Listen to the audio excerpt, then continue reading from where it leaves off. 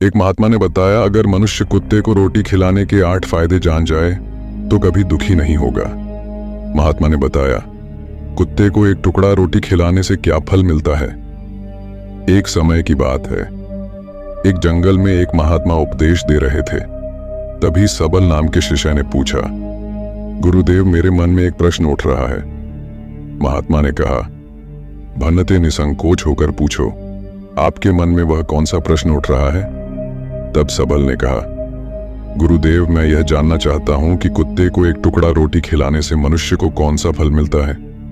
तभी महात्मा ने कहा, भन्नते, कुत्ते को एक टुकड़ा रोटी खिलाने से मनुष्य को 8 फायदे होते हैं तथा जो भी मनुष्य इन फायदों के बारे में जान जाता है उसका जीवन धन्य हो जाता है और उसको जीवन में कभी दुखों का सामना नहीं करना पड़ता है।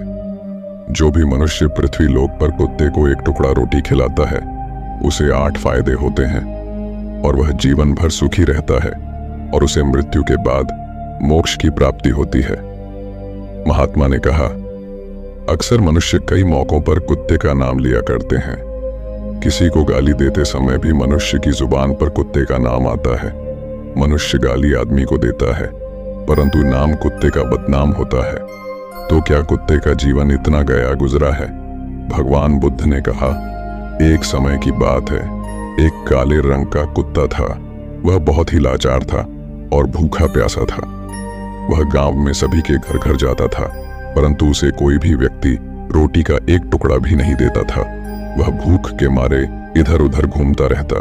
एक दिन वह गांव के बाहर नदी के किनारे एक ऋषि के आश्रम पर पहुंच गया और ऋषि से कहने लगा, हे मुनिवर, मुझे लगता है आप बहुत ही विद्वान तथा ज्ञानी हैं, इसीलिए मैं भूखा प्यासा आपके पास आया हूं।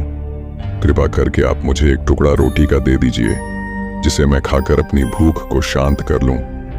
तभी वह ऋषि कहता है, हे स्वान, क्या तुम्हें गांव में एक टुकड़ा रोटी का किसी ने नहीं दिया जिसे तुम खाकर अपनी भूख मिटा सको। महात्मा ने कहा, भन्नते, वह कुत्ता ऋषि से कहता है, हे मुनिवर, मैं आपको क्या बताऊं, आप मेरी बातों पर विश्वास नहीं करोगे। तभी वह ऋषि कहता, हे स्वान, तुम बताओ, तुम्हारी बातों पर मैं विश्वास अवश्य करूंगा। मुझे तुम बहुत ही लाचार दिखाई पड़ते हो। तभी वह कुत्ता कहता है, ठीक है मुनिवर, मैं तुम्हें अपनी बीती बताता हूं। महात्मा ने कहा, कुत्ता ऋषि से कहता है, हे मुनिवर, दुनिया के लोगों, हम पर रहम करो। हमारा कोई घर नहीं होता है, कोई आसरा नहीं होता है। कमाकर खाना हमें नहीं आता है। हमें वस्त्र भी पहनने का ज्ञान नहीं है, इसलिए सर्दी, गर्मी और बरसात में हम ऐसे ही घूमते रहते हैं। हमें पढ़ना लिखना भी नहीं आता। महात्मा ने कहा, वह कुत्ता कहता, मुनिवर, आपकी तरह हमें अनुशासन नहीं आता, हमें आपकी तरह बोलना नहीं आता। यह हमारा दुर्भाग्य ही समझिए, परंतु हमें आपकी तरह भूख भी लगती है। चोट लगने पर हमें आपकी तरह पीड़ा भी होती है। हमें आपकी तरह रोना भी आता है। बस इन्हीं 3 कामों में हम आपकी बराबरी करते हैं, इसलिए हम पर दया दिखाइए। हमें और कष्ट मत दीजिए। ईश्वर ने तो हमें वैसे भी कष्ट देकर ही भेजा है, ऊपर से आप लोग हमें परेशान करते हैं। हम आपकी तरह मनुष्य नहीं हैं, हम पराधीन जीव हैं। जब हमारा जन्म हुआ उस समय हमारे आंख कान बंद थे। कह नहीं सकते कि उस समय आपके जन्म पर जैसे नाच गाना होता है, बाजे बजते हैं, खुशी मनाई जाती है। हमारे जन्म पर भी यह सब हुआ होगा। हमारे जन्म पर किसने खुशी मनाई होगी। हम जिस बिछौना पर थे वह रुई का नरम तो था, सर्दी बिल्कुल नहीं लगती थी। मैं मन में सोच रहा था कि किसी बड़े घर में पैदा हुआ हूं, लेकिन जब हमारी आंख खुली तो मैंने देखा कि हमारी माँ, जिसे आप लोग कुतिया बोलते हो, वह अपने 5 बच्चों को छाती से चिपका कर एक राख के ढेर में पड़ी थी। हम 5 भाई थे, बाकी 4 भाई तो लाल और भूरे रंग के थे। मैं अकेला ही काले रंग का था। सबसे छोटा मैं ही था, इसलिए कमजोर था। मेरी माँ हम लोगों के पास कम ही आती थी क्योंकि उसे भी अपने भोजन की व्यवस्था करनी पड़ती थी। यदि वह ना खाती तो हमें दूध कहां से पिलाती। उस एक माँ पर हम 5 भाई निर्भर थे। वह बेचारी अपने भोजन के लिए इधर उधर दौड़ती रहती थी। कभी भोजन मिल भी जाता था, कभी नहीं भी मिलता था, लेकिन वह हमेशा हम 5 का बड़ा ख्याल रखती थी। आखिर वह हमारी माँ थी। वह रात भर जागकर गांव की रखवाली करती थी। किसी की मजाल नहीं थी कि कोई अनजान आदमी बुरी नीयत से गांव की तरफ भी झांक जाए। दूसरे गांव के कुत्ते भी हमारी मां के डर से गांव में नहीं आते थे। गांव के किसी किसान के खेत में कोई जानवर खड़ी फसल खाने आते तो हमारी मां उसे दौड़कर भगा देती। गांव वालों के लिए इतना सब करने के बाद भी कोई मनुष्य तो हमारी मां को भोजन तक नहीं देता था। भोजन के लिए हमारी मां को मजबूर होकर छीना झपटी करनी पड़ती थी। कई बार तो लोग उसे लाठी डंडों से पीट पीट कर भगा देते थे। बेचारी उस दिन भूखी प्यासी रहकर पेट की आग से जलती रहती थी। महात्मा ने कहा, वह कुत्ता कहता है, हे मुनिवर, आखिर भूख तो हमें आपकी ही तरह लगती है। ऊपर से उसे अपने 5 बच्चों की चिंता भी लगी रहती थी। आखिर मां जो थी, भूख उसे चैन से बैठने नहीं देती थी और गांव वालों का भी उसे देखकर हृदय नहीं पसीजता था। तो बेबस होकर उन लोगों के घरों में चोरी से घूमना पड़ता था और खाने की कोई चीज मिल जाती तो उसे खाकर अपने पेट की आग बुझा लेती थी। कई बार तो लोग उसे खाने की वस्तु ले जाते हुए देखते तो लाठी डंडे लेकर उसके पीछे पड़ जाते। कुछ निर्दय लोग तो कई बार उसे घर के अंदर बंद करके पीटते थे। हमारी मां का बुरा हाल कर देते थे। फिर वह कुत्ता ऋषि से कहता है, हे मुनिवर, हमारी मां ने क्या बिगाड़ा था? उसने सिर्फ अपने पेट के लिए भोजन ही तो चुराया था। चोरी करने का हमें कोई शौक नहीं है, पर पापी पेट हमें यह सब करने के लिए मजबूर कर देता है। एक दिन की बात है, बड़ी जोरदार बरसात हुई, ओले पड़े थे, ठंडी हवा चल रही थी। उस ठंड में ठिठुरकर हमारे 3 भाई मर गए। उस दिन हमारी मां बहुत रोई थी, लेकिन मनुष्य हमारी पीड़ा को नहीं समझे क्योंकि उसके बच्चे थोड़े ही मरे थे। फिर वह कुत्ता कहता है, हे मुनिवर, अब हम सिर्फ 2 भाई रह गए थे।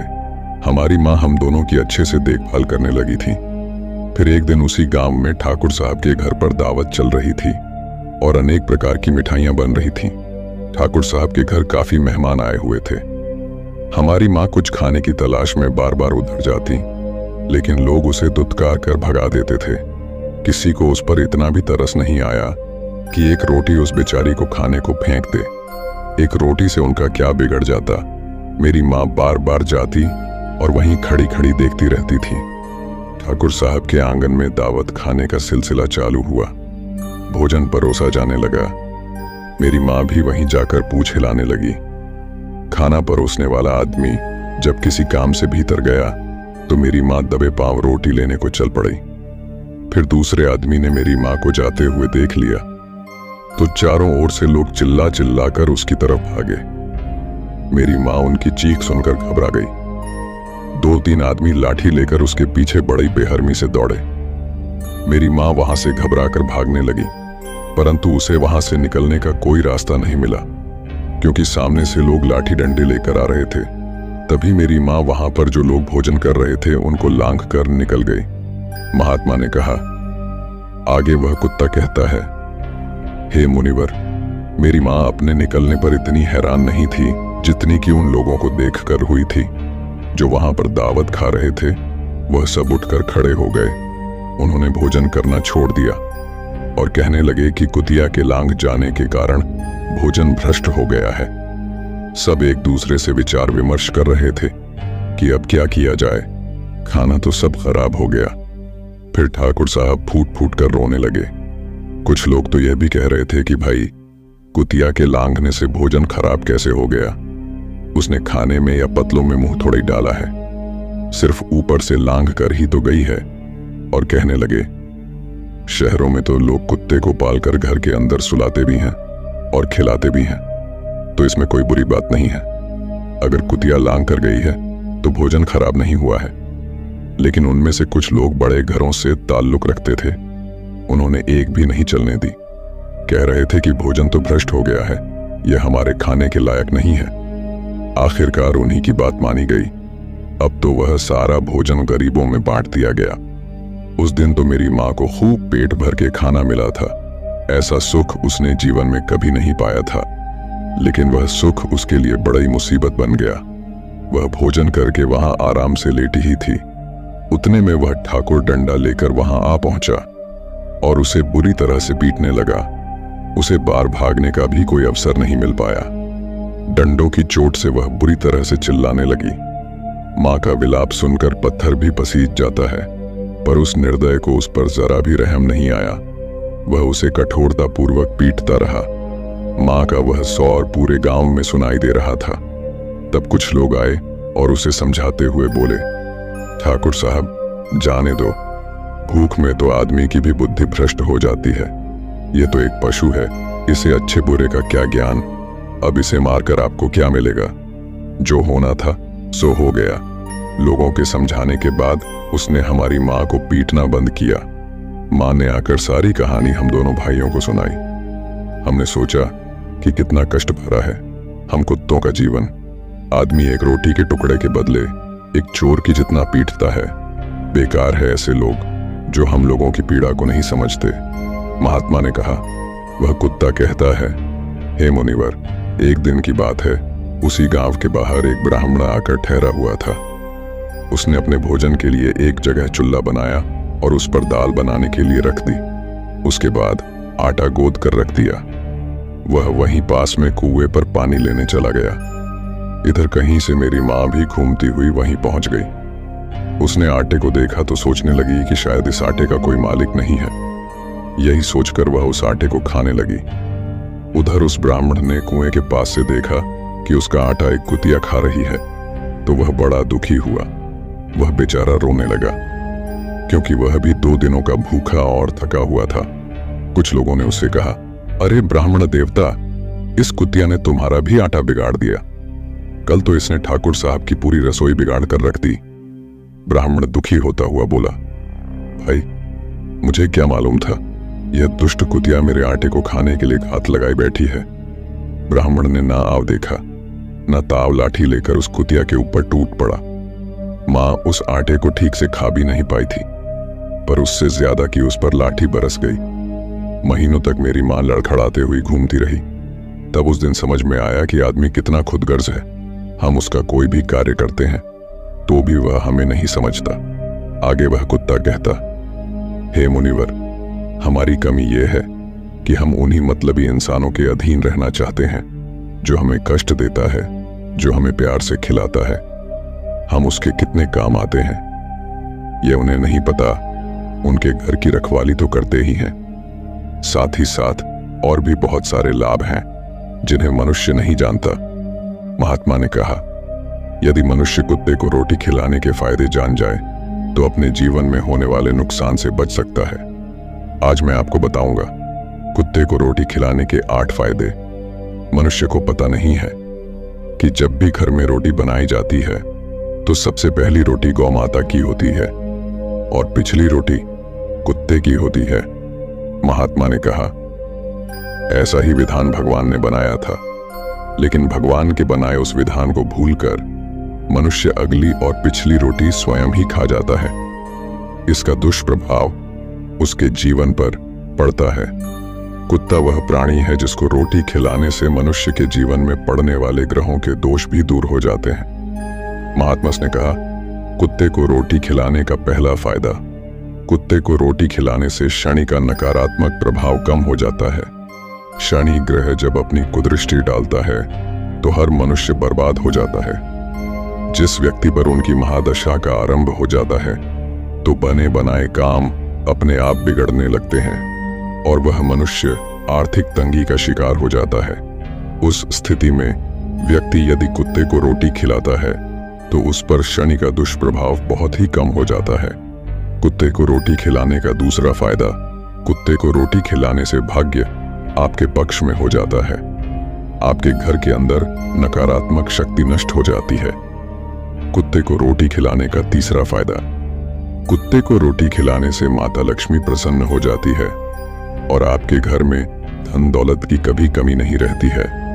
कुत्ते को रोटी खिलाने का चौथा फायदा, कुत्ते को रोटी खिलाने से आपके ऊपर कर्ज नहीं चढ़ता और जो पहले से आप कर्जदार हैं उससे भी मुक्ति मिल जाती है कुत्ते को रोटी खिलाने का। 5वां फायदा, कुत्ते को सुबह शाम भोजन देने से आपका व्यापार बहुत अच्छे से चलता है।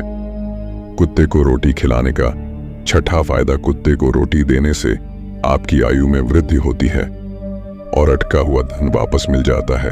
कुत्ते को रोटी खिलाने का 7वां फायदा, कुत्ते को रोटी देने से हमेशा आपका स्वास्थ्य अच्छा बना रहता है और मानसिक रूप से आप मजबूत रहते हैं।